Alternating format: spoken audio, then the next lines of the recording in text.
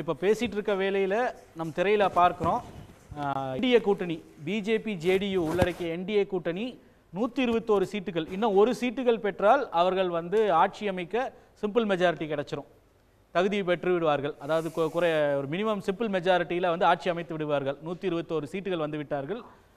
இங்கே மாறா வந்து மகா கத்பந்தன் கூட்டணி 99, 100க்கு ஒரு சீட்டு கம்மியாகவே வந்து தத்தளித்து கொண்டிருக்கிறதுன்னு கூட சொல்லலாம். ஒரு பெரிய அளவிற்கு நம்பிக்கை ஊற்றும்பால தெரியல. காங்கிரஸோட பர்ஃபார்மன்ஸ் தான் வந்து பாஜக ஜேடியு கூட்டணிக்கு எக்ஸ் ஃபேக்டராக போகுமோ என்று எல்லோரும் அச்சப்பட்டது வந்து உண்மையாகுவதற்கான வாய்ப்பு போல தெரிகிறது. திரு முருகானந்தம், இது வந்து உங்களுக்கு ஆல்ரெடி நீங்கள் ஸ்வீட்டெல்லாம் ரெடி பண்ணிட்டு இருக்கோம், வெற்றிக்கெல்லாம் வந்து தயாராகிட்டு இருக்கோன்னு ஒரு பக்கம் சொல்லிட்டு இருந்தீங்க. வரக்கூடிய ஏர்லி ட்ரெண்ட் வந்து உங்களுக்கு சாதகமாகத்தான் இருக்கிறது.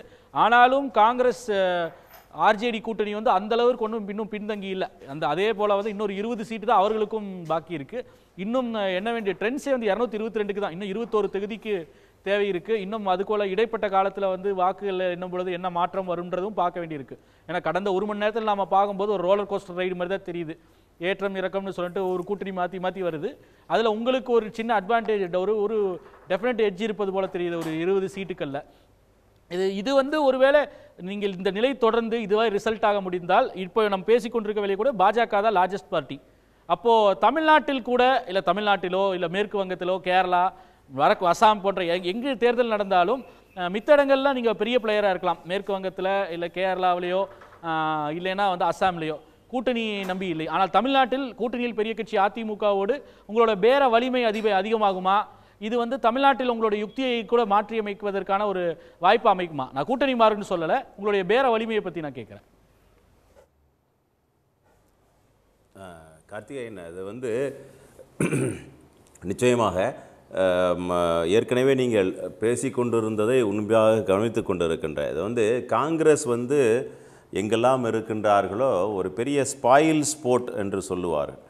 அது வந்து ஆர்ஜேடி வந்து நீங்கள் சரியாக அந்த சொல்லாடலை பயன்படுத்தினீர்கள், ஓவர் எஸ்டிமேட் பண்ணிட்டாங்க. காங்கிரஸினுடைய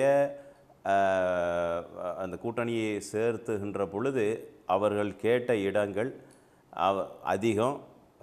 பீகாரை பொறுத்த வரைக்கும் காங்கிரஸுக்கு ஓவர் ஸ்பேஸ் அதிகமாக, அவர்கள் நினைத்ததை விட அதிகமாக கொடுத்து விட்டார்கள். அது ஒரு பெரிய ஒரு மைனஸ் பாயிண்ட். அது என்னெல்லாம் அந்த பக்கம் நடந்திருக்கக்கூடிய பிரச்சனைகள் சொல்கிறார். அதே போல் இந்த தடவை சிபிஐ எம்எல் அவங்க வந்து அந்த entire CPI ML CPI CPM, குறிப்பாக சிபிஐ எம்எல் ஒரு பெரிய அடி வாங்கும்.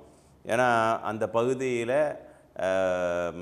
அவர்களுடைய சரிவு அப்படிங்கிறது வந்து பெரிய ஒரு சரிவாக கருதப்படுகிறது. அதனால் காங்கிரஸினுடைய சரிவு, அதே போல் சிபிஐ எம்எல்னுடைய சரிவு, இந்த இரண்டுமே வந்து எங்களுக்கு சாதகமாக இருக்கும். அதுபோக ஏற்கனவே நான் சொல்லியிருக்கக்கூடிய அந்த திட்டங்கள், பல்வேறு விஷயங்கள் நான் சொல்லியிருக்கின்றேன். நேரடியாக அந்த அரசாங்கத்தினுடைய திட்டங்கள் போய் சேரக்கூடிய விஷயங்களை எல்லாருமே சரியாக செய்திருக்கின்றார்கள். அந்த விஷயம். இன்னொன்று, பீகாரினுடைய இளைஞர்கள் இந்த முறை வந்து அதிகப்படியான வாக்குகளை செலுத்தி இருக்கின்றார்கள். இங்கே தமிழ்நாட்டில் இருந்து எலெக்ஷன்னு சொன்னதற்கு பிறகு, குறிப்பாக நான் திருப்பூரில் நாடாளுமன்ற தேர்தலில் நிற்கின்ற பொழுதும் கூட கிட்டத்தட்ட ஒரு 8 லட்சம் வட இந்தியர்கள் இருக்கின்றார். அதில் அதிகமாக பீகாரிகள் இருக்கின்றார்கள். அதுவும் குறிப்பாக இந்த தேர்தலை பொறுத்த வரைக்கும் அதிகமாக அங்கே சென்று விட்டார்கள். சும்மா ஒரு கருத்து கணிப்பு நானே செய்தேன், என்னெல்லாம் நீங்கள் போட போகிறீங்க அப்படின்னு. அவர்களும் கூட இந்த முறை பெரிய ஒரு நம்பிக்கை நரேந்திர மோடி அவர்கள் மீது இருக்கின்றது அப்படின்னு சொல்லியிருக்கின்றார்கள். அவர் எங்கெல்லாம் அவர்கள் செல்லுகின்றார்களோ எல்லா இடத்துலையும் கூட பாதுகாப்பாக இருக்கக்கூடிய ஒரு சூழ்நிலையை ஏற்படுத்தி கொடுத்திருக்கின்றார்கள். அங்கே திரும்பி போகின்ற மக்களுக்கான ஏற்பாடுகள் அப்படின்னு பல்வேறு விஷயங்களை நாம் சொல்லலாம். இங்கே அவர்கள் வேலை செய்தாலும் கூட அவர்களுடைய குடும்பம் அங்கே சிறப்பாக இருக்கின்றது, நிம்மதியாக இருக்கின்றது அப்படிங்கிற விஷயத்தையெல்லாம் நாம் பார்க்க முடிகின்றது. அது ஒரு பக்கம். இன்னொரு பக்கம், நீங்கள் குறிப்பிட்டது போல் இனி வந்து காங்கிரஸ் வந்து ஒவ்வொரு இடத்துலையும் மிரட்டிகிட்டு இருப்பாங்க. எங்களுக்கு வந்து இங்கே தமிழ்நாட்டை பொறுத்த வரைக்கும் கூட்டணி ஆட்சி என்று சொல்லி கொண்டிருந்தார்கள். இனி எல்லாமே அவங்களாம் சைலண்ட் மோடில் போயிடுவாங்க. இனி அதெல்லாம் எதுவுமே பேச முடியாது. இனி காங்கிரஸ் வந்து இனி வரக்கூடிய காலகட்டத்தில் எல்லாத்துக்குமே ஒரு சுமை தான். அது வந்து ஒரு மமதையில் நான் சொல்லலை, இது யதார்த்தமான கள நிலவரத்தில் சொல்கிறேன். காங்கிரஸ் எந்தெந்த இடத்துலையெல்லாம் யாரோடுன்னெல்லாம் கூட்டணி இருக்கின்றார்களோ அவர்களுக்கு எல்லாத்துக்குமே காங்கிரஸ் என்பது எல்லா கூட்டணிக்கும் ஒரு சுமையாகத்தான் வருங்காலத்தில் இருக்கும். ஏனென்று சொன்னால் அவர்கள் மக்களோடு களத்திலே ஒரு யதார்த்தமான மனநிலையிலே வரவில்லை இன்னும் கூட. அதனால் அந்த ஒரு விஷயம். நீங்கள் கேட்ட அடுத்த கேள்வி எங்களுடைய கூட்டணியை பற்றி. அது எல்லாமே தேசிய அளவில் இருக்கக்கூடிய தலைவர்கள் அவர்கள் முடிவெடுப்பார்கள். நாங்கள் எங்களுடைய பலம் என்னன்னு எங்களுக்கு நன்றாக தெரியும். தமிழ்நாட்டிலே பாரதிய ஜனதா கட்சி எங்களுடைய பலம் என்ன அப்படின்னு எங்களுக்கு தெரியும். எப்படி நாங்கள் வளர்ந்து கொண்டு இருக்கின்றோம் அப்படின்னு தெரியும். தனியாக நின்று அந்த தேர்தலை சந்திக்கின்ற பொழுதும் கூட 11.7% ஒட்டுமொத்தமாக 18.5% வாங்கியிருக்கின்றோம். நல்ல ஒரு முன்னேற்றத்தை நாங்கள் அடைந்திருக்கின்றோம். வரக்கூடிய காலகட்டத்திலையும் கூட ஸ்லோ அண்ட் ஸ்டெடி ப்ராக்ரஸ். நான் உடனே போய் நின்று நான் பிஜேபி தனியாக போய் ஆட்சியில் அமைத்து விடும் அப்படின்னு சொல்ல, ஸ்லோ அண்ட் ஸ்டெடி ப்ராக்ரஸ், அப்படி அந்த ஒரு சூழ்நிலை நோக்கி நாங்கள் பயணித்து கொண்டிருக்கோம். குறிப்பாக பாரதிய ஜனதா கட்சியை பொறுத்த வரைக்கும் நான் சொல்கிறேன். எங்களுடைய கூட்டணியை பொறுத்த வரைக்கும் மிக பலமாக இருக்கின்றது. பல நடைபயணங்களை மேற்கொண்டு வருகின்றோம். எங்களுடைய தலைவர் நயினார் நாகேந்திரன் அவர்கள் மேற்கொண்டு வருகின்றார்கள். அந்த இடங்களெல்லாம் பார்க்க முடிகின்றது. மக்கள் எந்த அளவுக்கு வருகின்றார்கள், எவ்வளவு மனுக்களை கொடுக்கின்றார்கள், எங்களுடைய கூட்டணிக்கு அவளை நம்பி என்னெல்லாம் பேசுகின்றார்கள், எந்தெந்த இயக்கங்களெல்லாம் பேசி கொண்டு இருக்கின்றார்கள், அது பிரச்சனைக்குரிய பல்வேறு விஷயங்களையெல்லாம் நான் கையில் எடுத்து பேசுகின்றோம். நல்ல ஒரு ஆதரவை நாங்கள் பெற்று வருகின்றோம். வரக்கூடிய காலகட்டத்திலே கூட தமிழகத்திலேயும் கூட ஒரு நல்ல மாற்றத்தை நாம் பெற முடியும். மற்ற அரசியலை பொறுத்த வரைக்கும் மேற்கு வங்கம் நேரடியாக நான் பார்க்கக்கூடிய ஒரு மாநிலமாக இருந்து கொண்டு இருக்கின்றது. அங்கேயும் கூட இந்த முறை நல்ல ஒரு மாற்றத்தை நீங்கள் பார்க்க முடியும். நீங்கள் அஸ்ஸாமில் திரும்பியும் பிஜேபி தான் வரும். கேரளாவில் ஒரு நல்ல ஒரு பொசிஷனுக்கு பிஜேபி கொண்டு போய் நிறுத்தக்கூடிய ஒரு சூழ்நிலையும் கூட நாம் பார்க்க முடியும். அதனால் இந்த முறை பீகாரினுடைய எலெக்ஷன், பீகாரினுடைய தேர்தல் முடிவுகள் பொறுத்த வரைக்கும் தேசிய அளவில் ஒரு பெரிய ஒரு நிச்சயமாக தாக்கத்தை ஏற்படுத்தக்கூடிய ஒரு தேர்தலாக இருக்கும். ஏனென்று சொன்னால் ஒரு காரசாரமான, எப்போவுமே தேர்தலில் இல்லாத அளவுக்கு இரண்டு தரப்புலுமே கூட காரசாரமான பல விவாதங்களை தொடர்ந்து பேசலாம். உங்களோட ஒரு முதற்கட்டமான ஒரு மகிழ்ச்சியை வெளிப்படுத்துறீங்க. நம்ம தொடக்கத்தில் இருக்கோம், கவுண்டிங்கோட தொடக்கத்தில் இருக்கோம், நம்ம பார்க்கலாம். அதே போல் நம்பிக்கையும் தெரிவிக்கிறீங்க. இந்த பீகார் முடிவுகள் தேசிய அளவில் உங்களுக்கு என்ன வகையான தாக்கத்தை ஏற்படுத்தும்? குறிப்பாக தென் மாநிலங்களில் சில மாநிலங்களை நீங்கள் சுட்டி காட்டுறீங்க. அது தொடர்பாக தொடர்ந்து நான் வர்றேன், நம்ம பேசலாம். திரு சூர்யா சேவியர் இணைஞ்சிருக்காங்க. நீங்கள் முதற்கட்டமாக இப்போ இருக்கக்கூடிய இந்த தரவுகளை எப்படி பார்க்குறீங்க? முருகானந்தம் அவர்கள் கோடிட்டு காட்டுறதுக்கு சேர்த்து நீங்கள் பதில் சொல்லிடலாம். இந்த முடிவுகள் அப்படிங்கிறது பீகாரை பொறுத்தவரை காங்கிரஸ் மட்டும் கிடையாது, அங்கே இடதுசாரிகளை பொறுத்த வரைக்கும் கடந்த தேர்தல்களில் குறைவான தொகுதிகளில் போட்டி போட்டாலும் அவங்க போட்டி போடுற இடங்களில் வெற்றி அடையக்கூடிய ஒரு இடத்துல இருக்காங்க. ஸோ அப்படிப்பட்ட அந்த சூழலில் ரெண்டு கட்சிகளும் காங்கிரஸ் அண்ட் இடதுசாரிகளுக்கு ஒரு ஸ்பேஸ் இல்லாமல் போகும் அப்படிங்கிறதையும் அவர் சுட்டி காட்டுறாரு. உங்களுடைய பதில்? அதாவது என்னென்னா, ஒரு அரசியல் கட்சி அது எத்தனை வாக்கு சதவிகிதம் பெறுகிறார்கள், அது சீட் ஷேரிங்காக எப்படி மாறும் அப்படிங்கிறதெல்லாம் இருக்குது. ஏன்னா பீகாருடைய தேர்தலுடைய மையமே என்னென்னா எஸ்ஐஆர் அப்படிங்கிற மேட்ரு தான். இப்போ எஸ்ஐஆர் பண்ணி எத்தனை பேரை நீக்கினாங்க, எத்தனை பேரை சேர்த்தாங்க, நீக்கப்பட்டவர்கள் யார், சேர்க்கப்பட்டவர்கள் யார், எதுவுமே யாருக்கும் தெரியாது. எல்லாமே ஒரு பூடகமாகவே அது தேர்தல் ஆணையத்தினுடைய ஒரு வெளிப்படையற்ற தன்மை என்பது பளிச்சுன்னு தெரிஞ்சது. இதற்கு எதிராக ஒரு பெரிய போராட்டம் பீகார் தான் எஸ்ஐஆருக்கு எதிராக பண்ணாங்க. தமிழ்நாட்டினுடைய முதலமைச்சர் கூட அந்த பேரணியில் போய் கலந்து பேசிட்டு வந்தார். ஆனால் பொதுவாக என்னென்னா, ஒரு கட்சி தேர்தலில் வெற்றி தோல்வியை சந்திக்குது அப்படின்னு சொன்னாலே உடனே அவங்க ஒன்றுமே இல்லாமல் போயிடுவாங்க அப்படிங்கிற மதிப்பீட்டுக்கெல்லாம் நம்ம வர முடியாது. ஒரு அரசியல் கட்சியினுடைய தேவை அங்கு வாழக்கூடிய மக்களிடம் ஏதோ ஒரு வகையில் அந்த கட்சி தன்னை பிரதிபலித்து கொண்டிருக்கிறது என்பதால் தான் அந்த கட்சி என்பது இன்றைக்கும் நீடிக்கிறது. இப்போ நீங்கள் தமிழ்நாட்டில் திராவிட இயக்கம் 75 ஆண்டுகளாக இருக்குன்னு சொன்னால் மக்களுடைய தேவையாக அந்த இயக்கம் இருக்கிறது. எனவே தான் அது நீடிக்கிறது. அந்த மாதிரி காங்கிரஸ் வாஷ் அவுட் ஆயிரும், அது ஒன்றுமே இல்லாமல் போயிடும், இடதுசாரிகள் அப்படி போயிடுவாங்க அப்படிங்கிற மதிப்பீட்டுக்கெல்லாம் வர முடியாது. இப்போ நீங்கள் கேரளாவை சொல்லும்போதே முருகானந்தம் என்ன சொல்கிறாரு, நாங்கள் ஒரு இடத்துக்கு வருவோம் அப்படின்னா இங்கே கேரளாவில் 3வது முறையாக இடதுசாரிகள் ஆட்சி அமைக்க போகிறாங்கன்ற செய்திகளும் கொண்டு இருக்கிறது. இதெல்லாம் ஒரு புறம் இருக்குது. பீகாரை பொறுத்த மட்டும் என்னென்னா, இப்போ வந்திருக்கக்கூடிய இந்த முடிவுகள் ஏறக்குறைய எதிர்பார்க்கப்பட்ட மாதிரியே தான் இழுபறியாக தான் வந்து கொண்டிருக்கிறது. நீங்கள் வந்து இது வந்து இவங்க ஜெயிச்சிட்டாங்க அவங்க ஜெயிச்சிட்டாங்கன்னு இல்லை. ஆனால் என்னென்னா எல்லா ஊடகங்களும் பெரிய நேஷனல் மீடியாஸ் எல்லாமே என்டிஏ அலையன்ஸ் தான் ஃபார்ம் ஆகும் அப்படின்னு சொல்லி தான் அதை சொல்லிக்கிட்டே இருந்தாங்க. தேர்தல் நடந்துக்கிட்டு இருக்கும்போதே சொல்ல ஆரம்பிச்சிட்டாங்க. ஆனால் என்னென்னா தேஜஸ்வி யாதவ் வந்து ஒரு நம்பிக்கையை வெளிப்படுத்துகிறார். இல்லை இங்கே வந்து நிறைய மோசடிகள் நடந்திருக்கு, இருப்பினும் நாங்கள் தான் வெற்றி பெறுவோம் அப்படிங்கிற ஒரு நம்பிக்கையை அவர் வெளிப்படுத்தி கொண்டே இருக்கிறார். நேற்று வரைக்கும் அவர் அதை வெளிப்படுத்தி கொண்டு இருந்தார். இப்போது ஏறக்குறைய பார்த்திங்கன்னா ஒரு 120, 130, 93 அப்படின்னு வருது.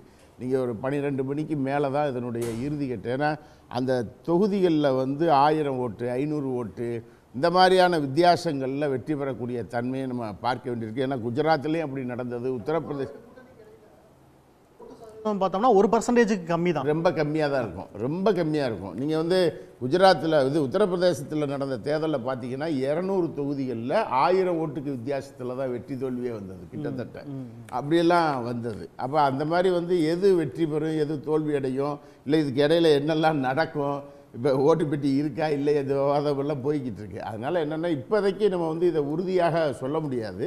ஆனால் ஒரு என்ன இதுலேயே இன்னொரு விஷயம் என்னென்னா, இவ்வளவு பிரதமரும் அல்ல அவர் நிதிஷ்குமார் போன்றவர்களும் ஒரு வலுவான டபுள் இன்ஜின் சர்க்கார் என்ற முறையில் சொல்லியிருந்தாலும் கூட நீங்கள் அவர்களால் ஒரு பெரிய தனித்த மெஜாரிட்டியை தாண்டி ஒரு அறுதி பெரும்பான்மை, இங்கே பெரும்பான்மை அறுதி பெரும்பான்மைன்னு ஒன்று இருக்குது, அந்த இடத்தை நோக்கி அவர்களால் நகலவே முடியவில்லை. அதற்கும் வந்து இந்த கூட்டணி வந்து சரிபாதியாக வந்து நிற்கிறது அப்படிங்கிறது வந்து மக்கள் மன்றத்தில் வந்து இவர்கள் மேல் முழு ஆதரவு, அவர்களை முற்றிலுமாக நிராகரித்து விட்டார்கள் என்பதாகவும் அது இல்லை.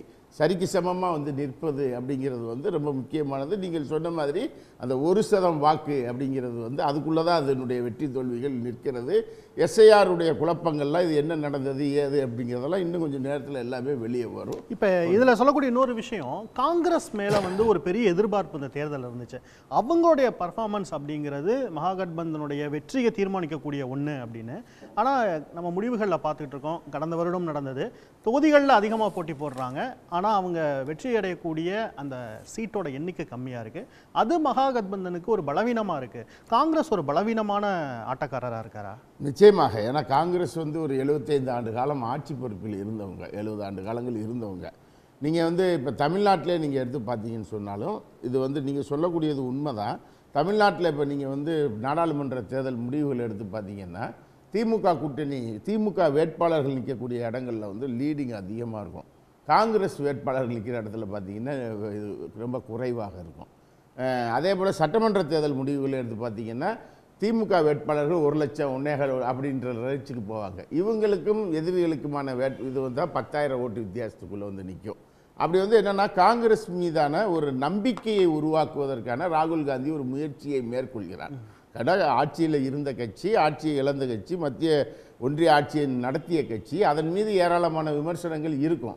ஆனால் இப்போ ராகுல் காந்தி வந்ததற்கு பின்னால் அவர் ஒரு காங்கிரஸை வேறு ஒரு முகம் கொடுக்குறார். இதற்கு முன்னால் இருந்த முகம் இல்லாமல் வேறு ஒரு முகத்தை கொடுப்பதற்கு நீங்கள் வந்து தமிழ்நாட்டை எடுத்துக்கங்க. அவங்க வந்து இந்த மொழிவாரி மாநிலம் அப்படிங்கிறத வந்து முன்னாடி ஆதரித்தாங்க, அதுக்கு பின்னாடி அது நடைமுறைக்கு வரும்போது எதிர்த்தாங்க. ஆனால் இன்றைக்கி அவரை வந்து ஒரு மாநிலம் என்ற தேவை எப்படி அப்படிங்கிறத புரிஞ்சுக்கிறாங்க.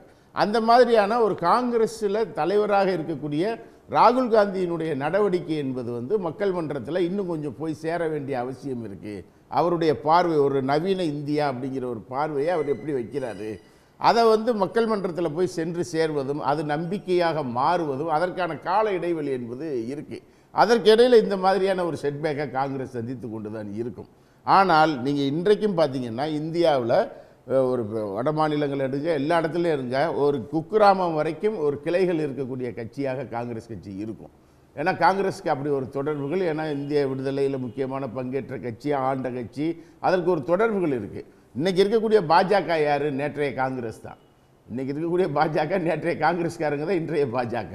அப்போ அப்படி தான் அது வந்து மாறி நிற்குமே ஒழிய, அப்போ காங்கிரஸ் அப்படிங்கிறது வந்து அது அந்த ஜெனரேஷன், புதிய ஜெனரேஷனை காங்கிரஸ் வந்து போய் வின்னோவர் பண்ணுவதற்கான முயற்சிகளில் ராகுல் காந்தி எடுக்கக்கூடியது கொஞ்சம் கொஞ்சமாக தான் அது என்ன செய்யும், ரீச் ஆகும். அது வரைக்கும் காங்கிரஸுக்கு ஒரு பெரிய செட்பேக் ஏற்பட்டு விட்டது அப்படின்னு கூட நம்ம மதிப்பிட முடியாது. அது எந்த நேரத்தில் வேணாலும் அரசியல் சூழலை பொறுத்து மாறும். அது வந்து மாறுதலுக்கு உட்பட்டது. நீங்கள் இப்போ கேரளாவில் வந்து பார்லிமெண்ட் எலெக்ஷனில் வந்து காங்கிரஸ் நல்லா வின் பண்ணி வந்தாங்க. அப்போ இடதுசாரிகள் தான் அதிகாரத்தில் இருக்கிறாங்க. அப்போ நீங்கள் அதை எப்படி மதிப்பிடுவது? அப்போ ஒரு செக்யூலர் கவர்மெண்ட் அப்படிங்கிறத ஒரு மதச்சார்பற்ற கட்சி அப்படிங்கிற முறையில் காங்கிரஸ் வந்து இன்னும் நம்பிக்கையை பெறுவதற்கான ஒரு போராட்டத்தை அவர்கள் ராகுல் காந்தி மூலமாக நடத்தி கொண்டிருக்கிறார்கள் அப்படிங்கிறது தான் அதனுடைய மதிப்பீடை நம்ம பார்க்கலாம். உடனுக்குடன் செய்திகளை தெரிந்து கொள்ள சன் நியூஸ் பெல் ஐகானை கிளிக் பண்ணுங்க.